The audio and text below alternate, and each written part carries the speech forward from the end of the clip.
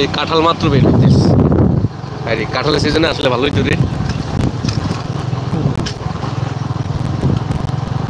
আমার একটা ঘটনা মনে আছে, তোদের বাড়িটা তখন ওইদিকে ছিল, ওই যে আগে মানে লতার মতো একটা কাঁঠাল ধরছে এর মাটির মধ্যে, এটা শুয়ে আছে বুঝছো।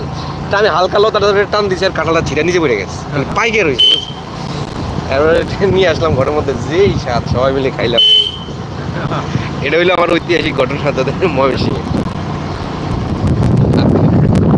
এদিকে প্রচুর আখের গুড় হয়, আর এই আখের গুড়ের প্রধান কাঁচামাল তো আখ।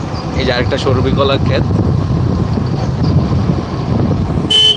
1 বছরের ফসল না এগুলা সুজন, 1 বছরের মধ্যেই হারভেস্টিং এর সময় হয়ে যাবে অলরেডি।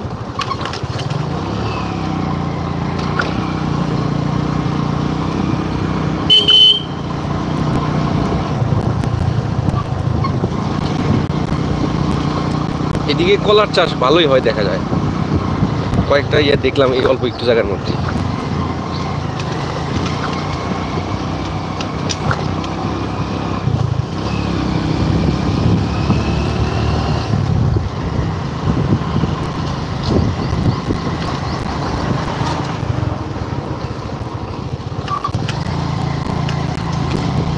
এই এলাকার সবচেয়ে বেশি যে গাছটা চোখে পড়ে সেটা হলো কাঁঠাল গাছ।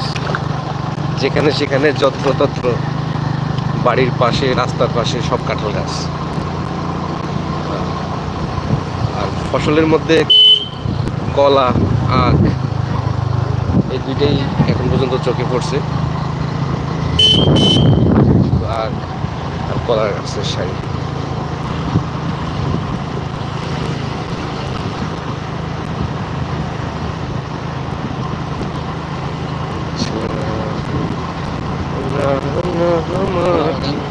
এই যে একটা কলা বাগান,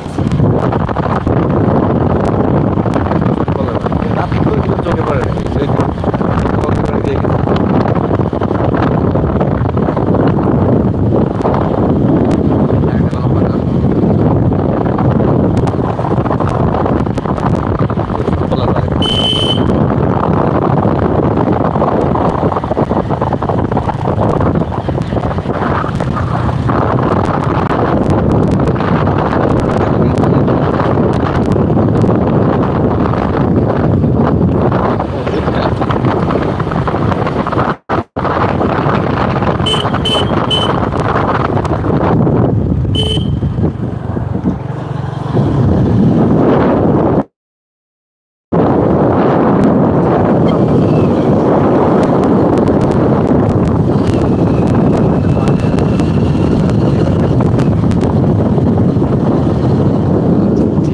আবার দেখা হবে ইনশাল্লাহ পরের লাইভে।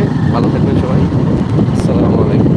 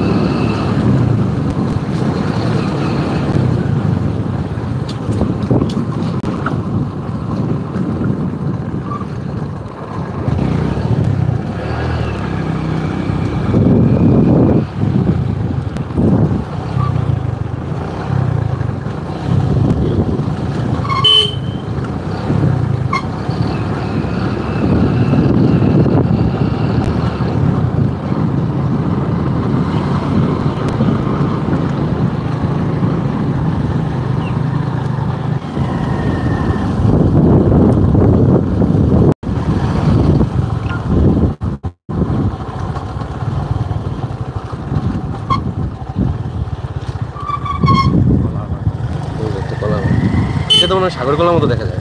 হ্যাঁ, সাগর কলা না? বাগানে ঢুকবা?